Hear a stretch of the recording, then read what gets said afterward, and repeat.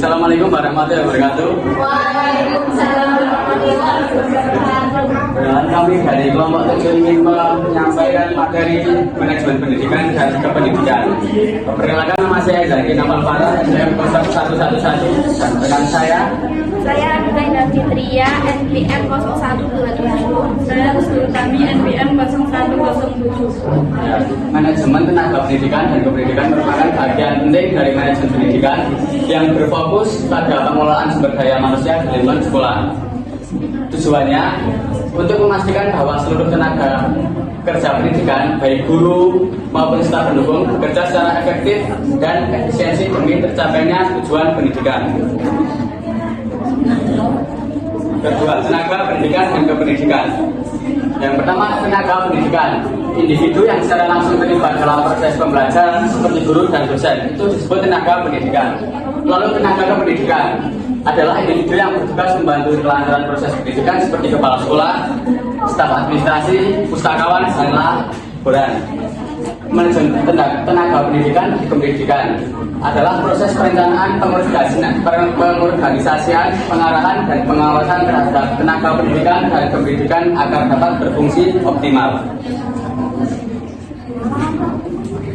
Lalu tujuan dari materi tersebut, tujuan manajemen ini adalah yang pertama, menjamin tersedianya tenaga pendidikan dan kependidikan yang profesional, lalu meningkatkan kinerja dan produktivitas lembaga pendidikan, mendorong perkembangan kompetisi dan karir tenaga kerja pendidikan, meningkatkan mutu layanan pendidikan secara menyeluruh. Ruang lingkup manajemen, ada perencanaan kerja, itu menentukan jumlah, jenis, dan kualifikasi tenaga yang dibutuhkan, lalu rekrutmen dan seleksi, menarik dan memilih calon tenaga yang sesuai kebutuhan.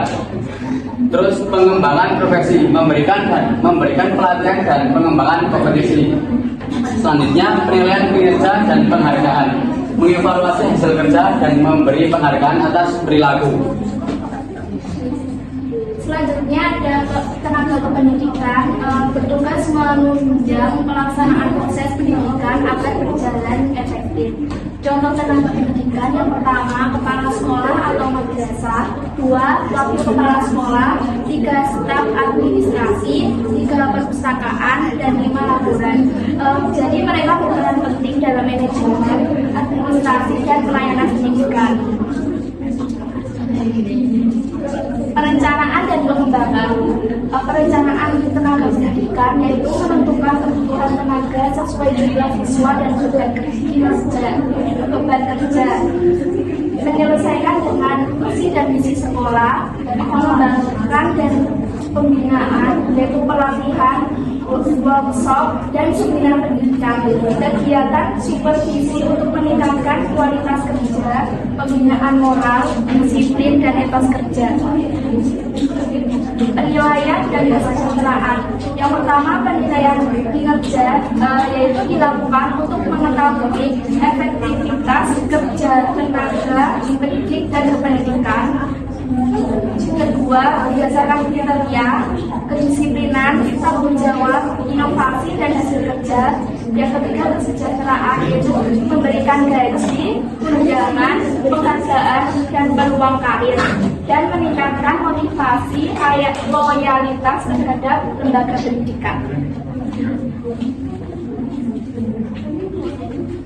Selanjutnya yaitu tantangan dalam manajemen SDM pendidikan, keterbatasan anggaran pendidikan, kesenjangan kompetensi antar tenaga pendidik, kurangnya pemerataan tenaga di daerah terpencil, perubahan kurikulum dan kebijakan pendidikan yang dinamis, pemanfaatan teknologi yang belum merata.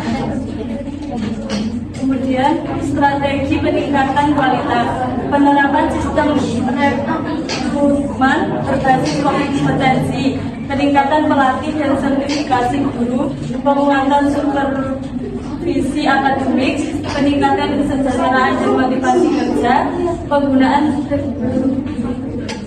teknologi informasi dalam manajemen SDM pendidikan. Selanjutnya kesimpulan, manajemen tenaga pendidikan dan kependidikan merupakan faktor kunci kunci keberhasilan lembaga pendidikan. Pendidikan. Baik, terima kasih. Ya. Pertanyaan ketiga. Itu dulu. Ya, Mbak Rosa.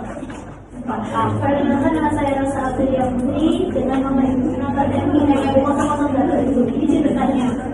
008 ibu. Pertanyaannya, bagaimana strategi manajemen sekolah dalam mengembangkan kompetensi pendidik dan tenaga kependidikan agar tercipta pembelajaran yang berkualitas? Iya, saya perhatikan, Mbak. Ya, untuk pertanyaan pertama dari Mbak Ais. Pertanyaan saya ulangi lagi ya. Hubungan antara pendidikan dan kemajuan kualitas pendidikan di suatu daerah. Terus bagaimana cara pendidik untuk memantau perkembangan siswa? Ya, menurut saya, menjawab Mbak Ais, hubungan antara pendidikan dan kemajuan kualitas pendidik di suatu daerah itu sangat erat. Karena tenaga kependidikan seperti guru, kepala sekolah, staf administrasi itu memiliki peran penting dalam suatu pendidikan. Nah, guru dapat menjadi pendidik yang baik untuk membantu perkembangan siswa di daerah-daerah tertentu. Seperti misalnya kompetensi belajar, konsep belajar yang efektif, kreatif. Nah, itu sangat dibutuhkan oleh para siswa. Jadi kita harus di daerah-daerah tertentu itu guru harus menjadi pendidik yang baik. Tenaga pendidikan yang berkualitas dan guru yang profesional itu berkontribusi langsung terhadap kemajuan kualitas pendidikan di suatu daerah tertentu. Jadi setiap daerah itu tergantung pada pendidik-pendidik yang mendidik anak-anak tersebut. Seperti itu, bisa menjawab atau kurang?